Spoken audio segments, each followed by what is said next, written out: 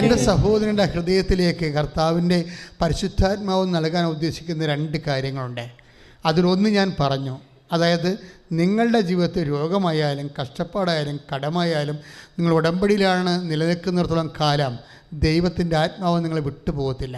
നിങ്ങളുടെ ഉപദേശങ്ങളും നിർദ്ദേശങ്ങളും നിങ്ങളുടെ മനസ്സിൽ വരുന്ന പോംവഴികളുമെല്ലാം ദൈവനിവേശിതമായിരിക്കും.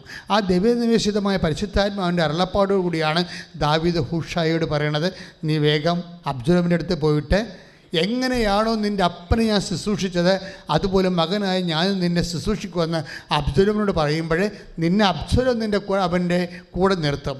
എന്നിട്ട് നീ അവിടെ നടക്കുന്ന കാര്യങ്ങളെക്കുറിച്ച് എനിക്ക് രഹസ്യമായി വിവരം തരണം, നമ്മളൊരു ദിവസം കാണുമെന്ന് പറയും. അതാണ് സംഭവം. ആ ഒറ്റ തീരുമാനത്തിലാണ് ദാവീദ് തിരിച്ചു വരണത്. പക്ഷേ പിന്നീട് നടന്ന എല്ലാ കാര്യങ്ങളും ദാവീദ് ഈ ഹൂഷായി മുതൽ അറിഞ്ഞിട്ട് ദാവീദ് തന്നെ പോയി ദാവീദിൻ്റെ കൈവശം കുറച്ച് കഴിയുമ്പോൾ പട്ടാളക്കാർ വരാൻ തുടങ്ങും, പലതരത്തിലുള്ള പട്ടാളക്കാർ. പിന്നെ അബ്സലോമിനെ തുരത്തി അവിടെ താമസിച്ച് വീണ്ടും ദാവീദ് രാജാവാകുമ്പോഴേ ഈ ഹൂഷായി പ്രധാനമന്ത്രിയാവും. അതാണ് പ്രശ്നം. അപ്പോൾ എല്ലാവരും വിചാരിക്കണം നിങ്ങളെ പരാജയപ്പെട്ടിട്ടില്ല. ഇപ്പോഴുള്ള പരീക്ഷയ്ക്ക് അല്ലെങ്കിൽ ഒരു ഇൻ്റർവ്യൂവിന് പരാജയപ്പെടാതിരിക്കാം, പക്ഷേ ദൈവം നിങ്ങളെ പരാജയപ്പെടുത്തിയിട്ടില്ല, സുവിശേഷത്തിന് വിലങ്ങ് വെക്കപ്പെട്ടിട്ടില്ല. കൈ ഇടിച്ച് കിടന്ന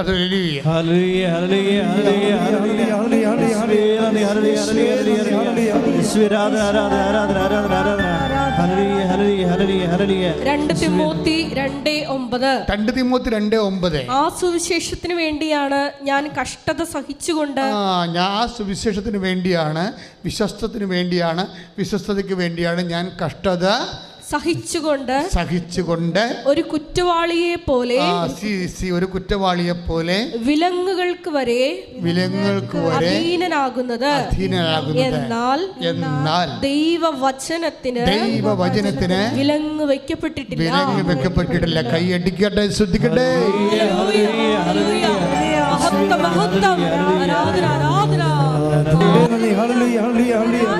പരിശുദ്ധ പരമദിവ്യകാരുണ്യത്തിന്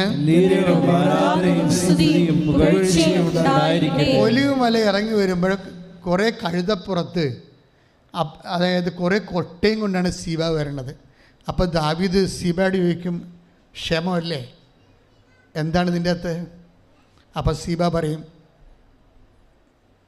നിനക്കും നിൻ്റെ സഹോദരങ്ങൾക്കും വിശക്കുന്നുണ്ട്, അന്ന് കർത്താവ് എന്നോട് പറഞ്ഞു. അത് കാരണം മുന്തിരി അടകളും വീഞ്ഞും കൊണ്ട് നിന്നെ സൽക്കരിക്കാൻ ഞാൻ വന്നതാണ്. നമ്മൾ എങ്ങനെ ആയാലും ദൈവം തൻ്റെ പരിപാലന വിശ്വസ്തയിലും മാറി നിൽക്കത്തില്ല. എന്തെങ്കിലും ഒരു ചരട് നിനക്കിട്ട് തരും. ദൈവത്തിൻ്റെ കയ്യിൽ ഒത്തിരിയേറെ വാതിലുകളുണ്ട്. അതുകൊണ്ട് എപ്പോൾ എൻ്റെ സഹോദരങ്ങൾ നിങ്ങൾ നിരാശപ്പെടാതിരിക്കാനാണ് കർത്താവിൻ്റെ വചനം ഇങ്ങനെ പറയണത്.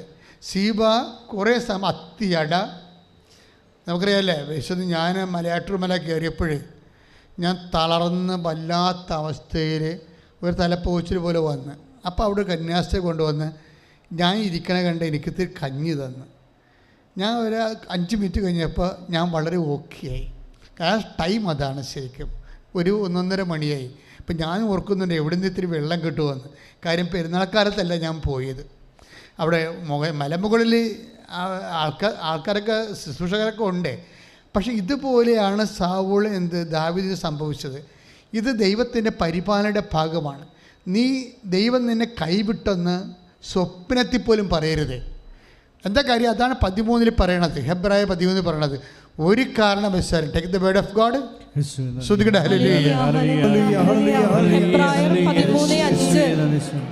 ഹെബ്രായർ 13:5 ഞാൻ നിന്നെ ഒരു വിധത്തിലും അവഗണിക്കുകയോ ഉപേക്ഷിക്കുകയോ ഇല്ല എന്ന്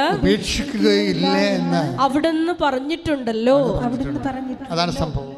അതുകൊണ്ടാണ് സീബാനെ വിട്ടത്. ഇവരെല്ലാവരും പെട്ടെന്ന് ഭക്ഷണം കഴിച്ച് അത്തിയടകൾ 20 അത്തിയട, അതിൻ്റെ ഇരട്ടി മുന്തിരി അടകൾ, പിന്നെ അപ്പം, പിന്നെ 12 ജാറ് വീഞ്ഞ് എല്ലാം കൊണ്ടാണ് വരണത്. ആ സിറ്റുവേഷൻ മനസ്സിലാക്കണം. സീബ ദൈവത്തിൻ്റെ പരിപാലന, അതായത് മനുഷ്യൻ കൈവിട്ടാലും, സ്വന്തം മക്കൾ അബ്സലോം ഉൾപ്പെടെയുള്ള മക്കൾ കൈവിട്ടാലും നിന്നെ സൃഷ്ടിച്ച ദൈവം നിന്നെ കൈവിടത്തില്ല. കൈ അടിച്ച് കർത്താൻ പ്രാണം വരെ വരണ്ട് തലകറങ്ങുന്ന സമയത്ത് സീബ കൊണ്ടുവരുന്ന ഭക്ഷണം കഴിച്ചിട്ടാണ് ദാവീദ് മനസ്സിൽ ആ സങ്കീർത്തനം കുറിച്ചിടണത്.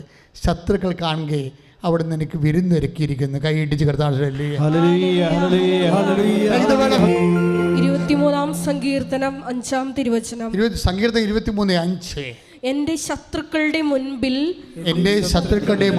അവിടുന്ന് എനിക്ക് വിരുന്നൊരുക്കുന്നു. അബ്സലോം ഉൾപ്പെടെ സ്വന്തം കുടുംബത്തിലുള്ളവരെല്ലാം ശത്രുക്കള്. സാവൂളിൻ്റെ കുടുംബക്കാർ ശത്രുവായത് കൊണ്ടാണ് ക്ഷേമായി വന്നു നിന്നെ കല്ലെറിഞ്ഞത്. അപ്പം സാവൂളും പഴയ രാജാവും അയാളുടെ കുടുംബക്കാരും സ്വന്തം മകനെ അബ്സലോവും ഇവനെ നാട് കടത്തുന്ന സമയത്ത് പോലും ആ ശത്രുക്കളെല്ലാം കാണുകെ അവിടുന്ന് എനിക്ക് വിരുന്നിരിക്കും. ഇതൊരു ഭയങ്കര ഹോപ്പാണ്. എല്ലാവരും നിന്നെ സഹായിക്കാമെന്ന് പറഞ്ഞവരും നിന്നെ സന്ധിക്കുമെന്ന് പറഞ്ഞവരും നിനക്ക് പ്രത്യാശ നൽകിയവരും ഒരു നിമിഷം നിൻ്റെ ശത്രുവായി മാറിയാലും നിന്നെ കൈവിട്ടാലും നിൻ്റെ ജീവിക്കുന്ന ദൈവം, നിനക്ക് വേണ്ടി ക്രൂശിക്കപ്പെട്ട ദൈവം, നിനക്ക് വേണ്ടി ഉയർത്തുന്നേറ്റ ദൈവം, നിനക്ക് വേണ്ടി വീണ്ടും വരുമെന്ന് പറഞ്ഞ ദൈവം, എൻ്റെ ദൈവവേദനെ നിന്നെ കൈവിടത്തില്ല. മക്കളെ, എന്തുകൊണ്ട് ഈ ഉടമ്പടി കാലത്ത് പോലും ചില്ലറ ക്ലേശങ്ങൾ ദൈവം അനുവദിക്കുന്നു? നിനക്കറിയാവല്ല, ഉടമ്പടിയുടെ കാലം നിൻ്റെ ആത്മാവിൻ്റെ വസന്തകാലമാണ്. ഈ വസന്തകാലത്തും നമുക്കറിയാം മാവൊക്കെ പൂക്കണ ഒരു സമയമില്ലേ? പക്ഷെ മാവ് പൂത്ത് ഉണ്ണിയാകണ സമയത്ത് പെട്ടെന്നൊരു മഞ്ഞ് വീഴ്ചയും മഴയും വന്നിട്ട് ഉണ്ണിയെല്ലാം അടന്നു പോകും. മാവ് പിന്നെ രണ്ടാമത് പൂത്തിട്ടാണ് നമുക്ക് കിട്ടണത്. അപ്പോൾ ആദ്യത്തെ ഉണ്ണികൾ അടന്നു പോയാലും വസന്തത്തിലും മഴകൾ നിന്നെ ചതിച്ചാലും നിന്നെ ദൈവം നിന്നെ ചതിക്കത്തില്ല. ശ്രുതികട്ടെ ഹല്ലേലൂയ. അപ്പോൾ എന്തുകൊണ്ട് ഇതുപോലെ നമ്മൾ കൃപയുടെ കാലത്ത് പോലും വസന്തത്തിൻ്റെ ആത്മാവിൻ്റെ വസന്തകാലത്ത് പോലും മഴ പെയ്യുകയും ഉണ്ണികൾ അടന്നു പോവുകയും ചെയ്യണത് എന്തുകൊണ്ടാണ് ദാവീദിൻ്റെ ഭവനത്തിലെ ഇത്രയും വലിയ ക്ലേശങ്ങളുടെ ഒരു കാലം വന്നത്? കാര്യം ഒരു കാര്യം എൻ്റെ മക്കൾ മനസ്സിലാക്കണം, ഉടമ്പടിക്കാലം കൃപയുടെ കാലമാണ്. കൃപയുടെ കാലത്ത് ഇത് നാളെ മാറിപ്പോവുകയും അതേസമയം തന്നെ നീ സീറോ ആകുകയൊക്കെ ചെയ്യും. കാര്യം ഇന്ന് നീ കാണിക്കുന്ന ദൈവസ്നേഹം, ഇന്ന് നീ ദൈവത്തോട് കാണിക്കുന്ന വിശ്വസ്തത, ഇന്ന് നീ കാണിക്കുന്ന സൽപ്രവൃത്തികൾ, ഇന്ന് നീ കാണിക്കുന്ന വിശ്വാസം നാളെ നീ ചിലപ്പോൾ നിൻ്റെ സാഹചര്യത്തിൽ നിനക്ക് പ്രകടിപ്പിക്കാൻ കഴിഞ്ഞില്ലെന്ന് വരും. അപ്പം അങ്ങനെ വരേണ്ട കാലത്ത് സ്വാഭാവികമായിട്ടും ഇന്ന് നമ്മൾ ആർജിക്കുന്ന ആത്മീയ ആസ്തികളായിരിക്കും നിങ്ങളുടെ ആത്മീയ ജീവിതത്തിൻ്റെ അടിത്തറ. എന്തുകൊണ്ടാണെന്ന് ചോദിച്ചു കഴിഞ്ഞാൽ ആത്മീയ ജീവിതത്തിൻ്റെ അടിത്തറ ആസ്തി എന്ന് പറയുന്നത് എന്താണ്? That is our own experience. നമ്മളുടെ അനുഭവങ്ങളാണ്. ദൈവം വ്യത്യസ്തങ്ങളായ പ്രതികൂല അനുഭവങ്ങൾ നൽകുന്നത് എന്തിനു വേണ്ടിയാണ്? സ്വന്തം അനുഭവത്തിലൂടെ. Take the word of God. സ്തുതിക്കട്ടെ. ഹല്ലേലൂയ.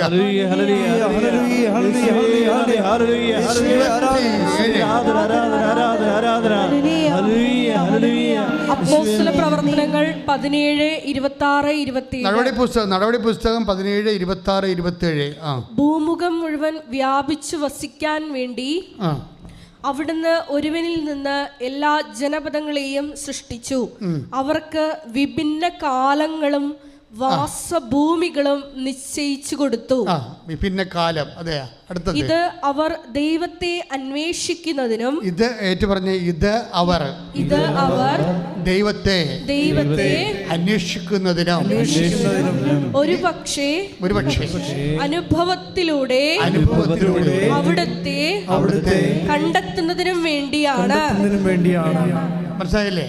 അപ്പൊ ഇങ്ങനൊരു കാലാവസ്ഥ ഭേദമുണ്ടായാൽ ഓർക്കേണ്ട ഇതാണ്, ദൈവം അനുഭവം തരാൻ പോണെന്നതിൻ്റെ അർത്ഥം. മക്കളെ മനസ്സിലായോ?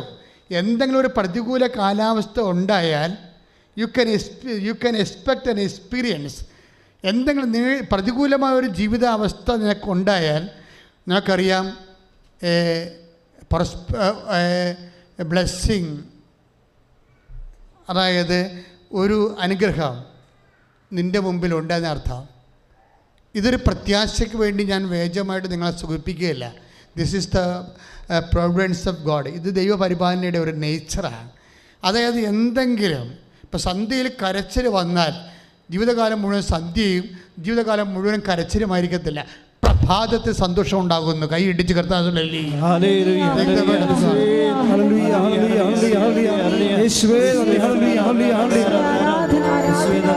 എന്താ ഈ സ്വന്തം അനുഭവം എന്ന് പറഞ്ഞാൽ നമുക്കറിയാം, നമ്മളൊക്കെ ജീവിക്കുന്നത് വേറെ ആരുടെയോ അനുഭവത്തിലാണ്.